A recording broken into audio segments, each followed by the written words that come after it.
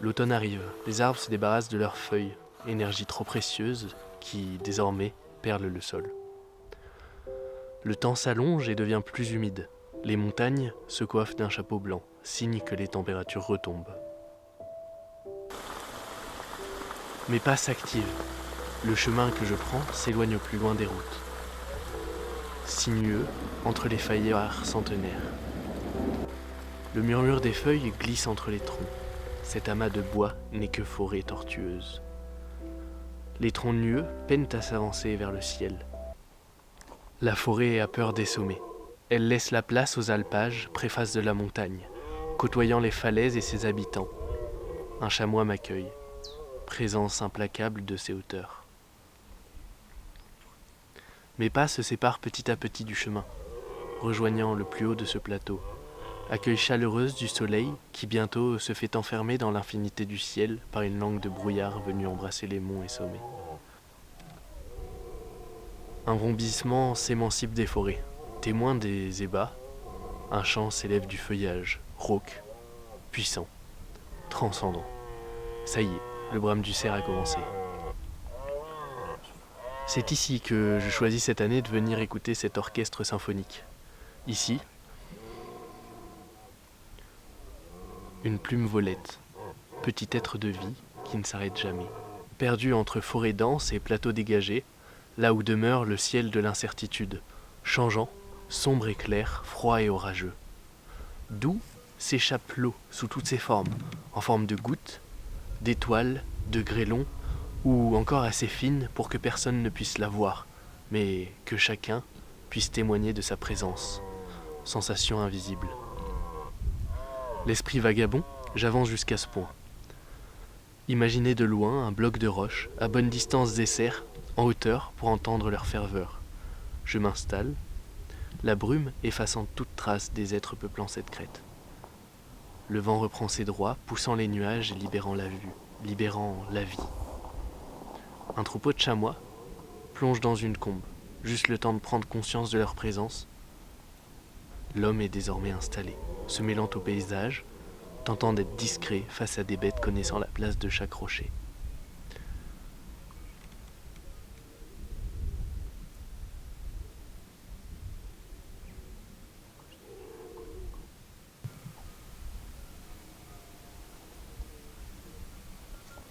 Les rayons viennent réchauffer la pierre et l'être qui se trouve dessus. Les rairs prennent de l'ampleur. En contrebas, les cerfs mènent les harems, tentant de trouver une biche en chaleur. Ils errent au milieu du troupeau, les babines retroussées. Drôle de posture pour le roi de la forêt. Mais tout espoir est permis, ça n'arrive qu'une fois dans le mois. Le brame commence vraiment. Un autre cerf entre dans la place. Accompagné d'un autre harem, les deux restent à bonne distance. Puis il y a ce mâle, perturbateur, rempli d'espoir. Il prend de la hauteur, le cœur s'accélère, le voilà juste devant moi.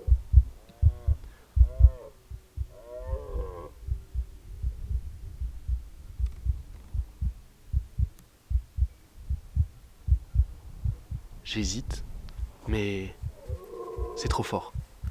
Un coup de pinceau pourrait-il vraiment retranscrire un moment aussi important ?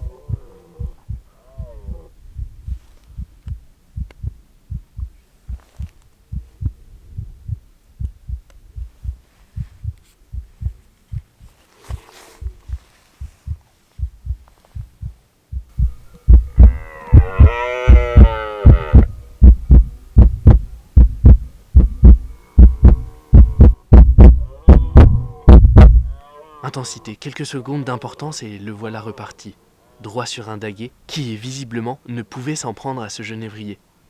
Seul un grand roi bien coiffé le peut.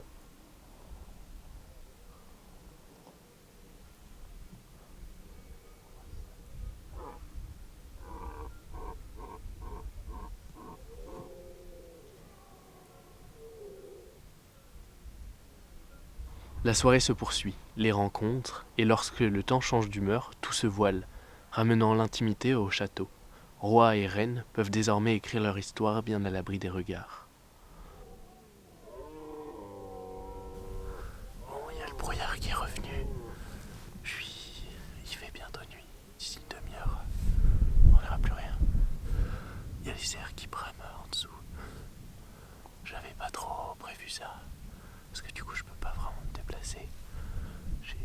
On est trop tard là, il y a trop de risques qui doivent être dérangés, donc faut que je trouve un endroit où dormir.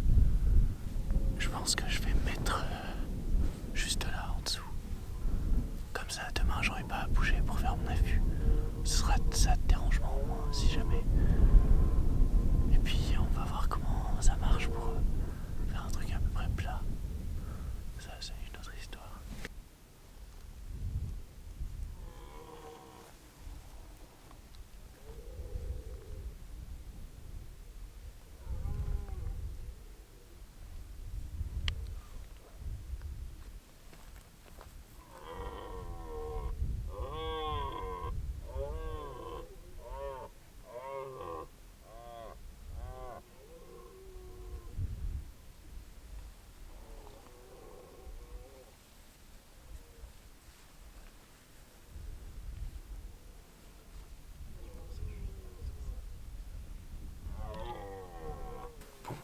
Il fait presque nuit là. J'ai fini de m'installer. J'ai pris pas mal de temps parce que je voulais vraiment être discret. Je sais pas si je vais dormir ou si je vais survivre. C'est 2 cailloux qui me tiennent pour pas que je tombe. Donc on verra comment je vais dormir. Et c'est la première fois que je fais ça, mais j'ai dû accrocher le trépied avec l'appareil photo parce que sinon j'ai trop peur que ça tombe. Donc tout est accroché, tout est sécurisé. Il n'y a plus qu'à dormir et à manger.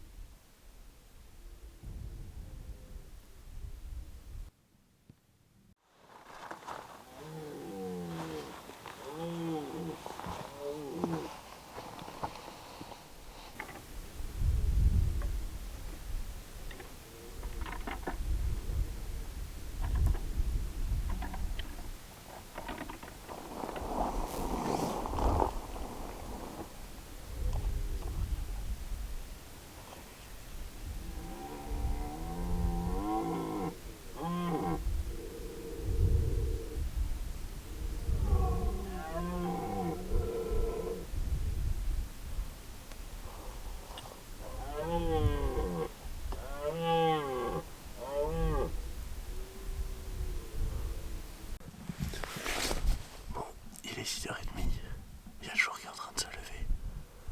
Il fait super froid, il y a du vent. Il y a une espèce de bruine depuis 6 heures. J'avais pas de tente. Je suis trempé. J'ai plus rien de sec. Il m'est arrivé que des ennuis. J'ai le duvet trempette, j'ai trempé.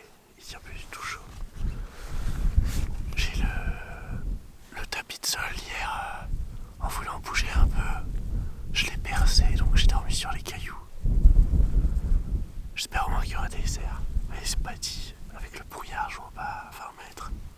Donc c'est vraiment mal parti pour ce matin. Le soleil ne se lèvera pas ce matin.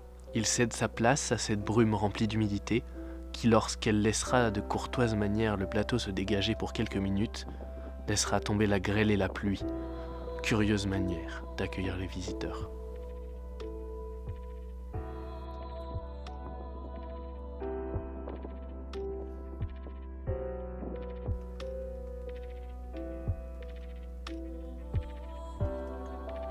Le froid me pousse à quitter ces plateaux, à retourner vers la forêt, retourner voir les géants du brouillard.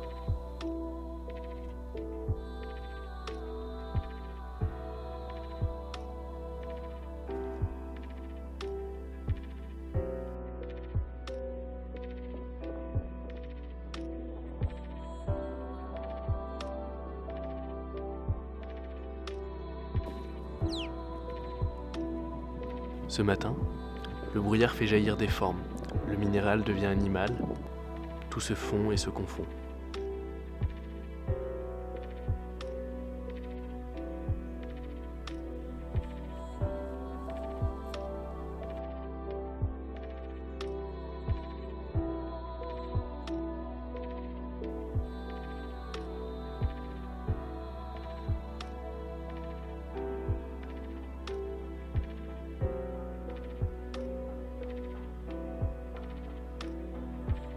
L'hiver est rigoureux dans les hauteurs. Le vent hurle, pousse et chasse toute indiscrétion du relief. Les arbres s'adaptent, plus fort, moins haut, enracinés au plus profond des sols.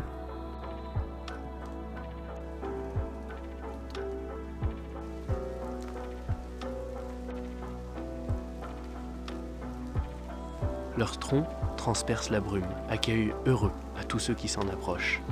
Voltant de branche en branche, certains s'élancent vers le ciel, d'autres se sont étalés de leur long sur ce sol humide. Arbres morts, vestiges du passé, réveil de biodiversité. À leur côté, repousse une jeune pousse, diversité d'âge et régénérescence, forêt de tout temps se portant bien, sans imaginer ce qui peut lui arriver.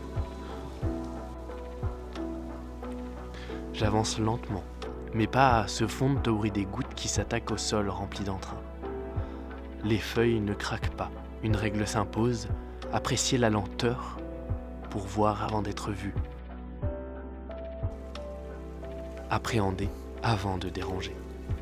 Je suis le chemin, à ses côtés, la vie profite de la tranquillité.